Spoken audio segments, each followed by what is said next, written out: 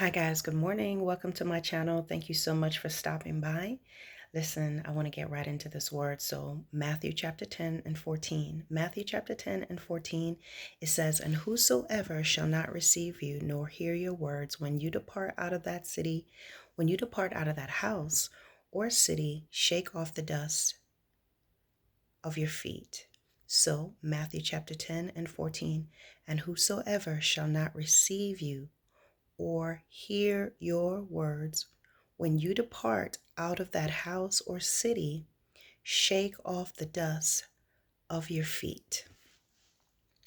Guys, the word today that God has given to me is not your tab. It's not your tab. Not your tab. You ever heard of the term put it on my tab? When you go out somewhere and whatever you eat and everything, you're going to pay for that. It's not your tab. There's a lot of you're in situations with people, personal or otherwise, church relationships or otherwise, and the person keeps you in the state of duress. They do a lot of little things and you find yourself trying to compensate. You find yourself trying to make things right. You find yourself trying to fix it. You find yourself walking on eggshells. You find yourself trying to explain. You find yourself working harder to make it work.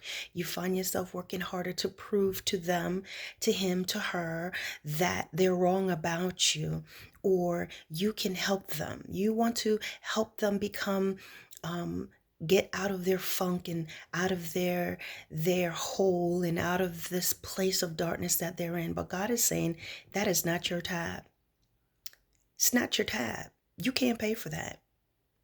God said, I already paid the price. I already paid the ultimate tab when I died on the cross and sacrificed myself. And what God is saying, those individuals that stay in this place of darkness and where you're trying to dig them out and you're trying to get them out, God said, I died for them so they would have the victory over those things that they struggle with. But they have to make the choice. It's not your tab. It's too big of a price. And guys, certain places when you go and you're trying to help people and they don't want to accept it, leave it alone. Leave it alone. When you go to these places, they don't want to accept your words. They listen to your encouragement, they listen to it, but they're not really accepting it because they're not changing. If they don't want to accept you, they don't want to hear what you have to say, shake the dust off your feet and move forward. This is not the time to be stuck in a cycle of exerting yourself in individuals that don't want to change. They have the power because I gave them the power. They have the choice because I died on the cross to give them a choice. It's not your tab. It's not for you to pay. It's not for you to pay for someone else's mistakes. And if you made the mistake and you've asked for forgiveness, that's it. I died on the cross so that you can make yourself right with others as well. You can say, to give you the freedom that when you say, please forgive me, and you mean it from the bottom of your heart, and you mean it in all sincerity, that you are free because I paid the tab for that sin that you committed at that time. I already paid the tab for the thing that you did. And when you realize what you've done and you've acknowledged it and you've asked for forgiveness, move on with your life. Don't keep paying that tab over and over again.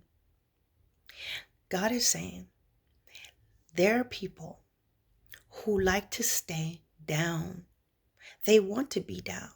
This does not apply to new members and or new babes in Christ, people that they don't know, the unsaved that don't know better. You can show them and you can lead them, but they're not supposed to become codependent on you.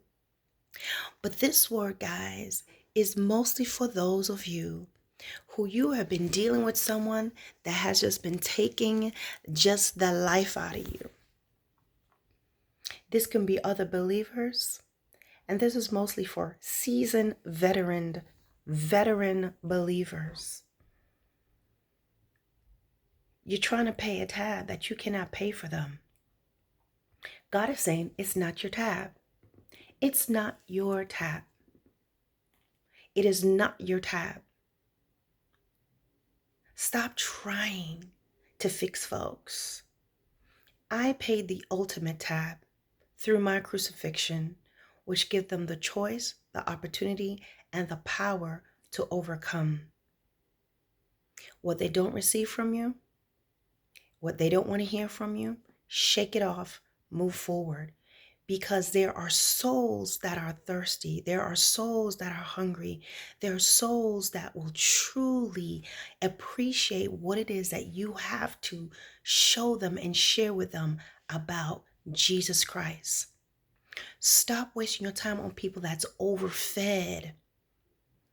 They are sitting fat and full and just almost choking on how much you have put in them, but they still just want to sit there and ask for more. It's almost as if the words and the wisdom and the encouragement that you've given to them is coming out of their nose and their ears. And they're just imagine a big fat gluttonous person full of encouragement. You standing there thin. You've given them so much. God is saying it's not your tab. It's not your tab. Shake the dust off your feet. You have spoken, they will not hear. You've tried to encourage, they will not receive. Shake the dust off your feet. This is the word of the Lord today.